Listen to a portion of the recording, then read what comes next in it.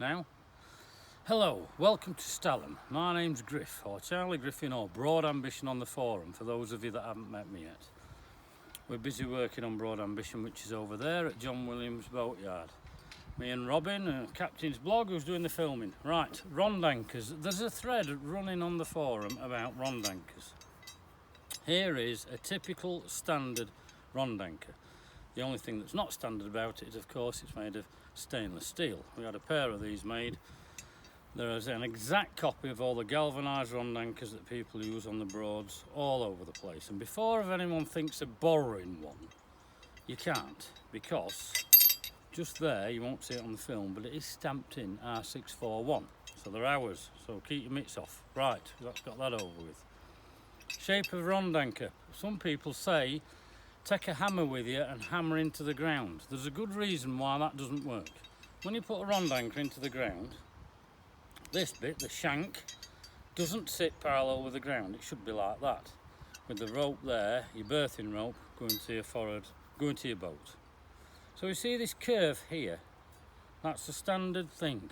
If you hit with a hammer there, it's going to put the force in a direct line down there. Only it can't go in a direct line because it's not straight, it's not a spike. So this area from there to there is against the earth, and you're hammering and trying to push it that way because it's hitting there and all this earth here is stopping it going in. You will get it in with a hammer, and if you insist on using one, and when it's in the ground, I'll just show you down here, as that is in the ground there, just push that in a little bit. If you want to hit it with a hammer, as you hit on that point, you've got to lift this up to get the curve. So you're hitting it round a curve. That is difficult to do because as you smack that, at the exact same time, you've got to lift that up. That sends a shock wave down there and you'll feel it in your hands. These are not designed to be hammered in. I'm going to show you how to set a Rhond Anchor into the ground. Now this ground's fairly hard, so it's a good example. So the first thing you do is put your back to the boat, pick your spot, so you've got yourself at 45 degrees or 90 degrees if it's the stern rope. Pick your spot, get hold of it by the ring, make sure nobody's behind it or around, legs apart, because putting one of these into your feet, you're going to know about it. A big swing, and the traditional shout is banzai. So we'll try that, shall we? A big swing, up behind your head, banzai! That's as much as it wants to go in. This is where those people that think a hammer or the Rhond Anchor tapping on here will eventually get it in, but you've got to keep lifting that up. So the way to do it is heel or instep, if you've got one, on the corner, grab hold of the ring. Oh, I've cut myself. As you push down there, you lift up on that one. Keep pushing down, lifting up. Wiggle it about, there you are, it's set, it's in right up to the corner. That took no great effort at all. Then you can put your rope through, it'll pull. You can change the angle, of course. When you're doing your banzai thing, you can put it more like that and then dig it in again. See how easy it is? Lift up with your hand.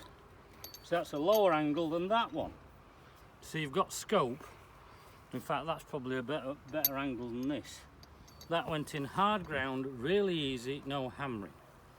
And then the other thing, when you come to remove a Rhond Anchor, don't be doing this and lifting straight up. Because if you want to lift straight up, this area here, I'll just take this one out, because of the curve, as I've explained, the curve's like that, and you lift straight up, all that ground there, you're trying to pull it up, and you'll spoil the ground and make a hole. So the way to get a Rhond Anchor out is the reverse. You push down on there and lift up. See, 2 fingers. How easy is that? Just set it back in its original hole. Fingers in that bit there, if you can get to it. Push down on that, and in a curve motion, slide it out. Look how easy that is. Doing it the other way, pulling it straight up, takes a lot of effort, and I'm going to spoil the ground eventually and rip it straight out. So there you go, people. 2 standard Rhond Anchors, how to set, how to remove, I hope you enjoyed this video. Bye for now.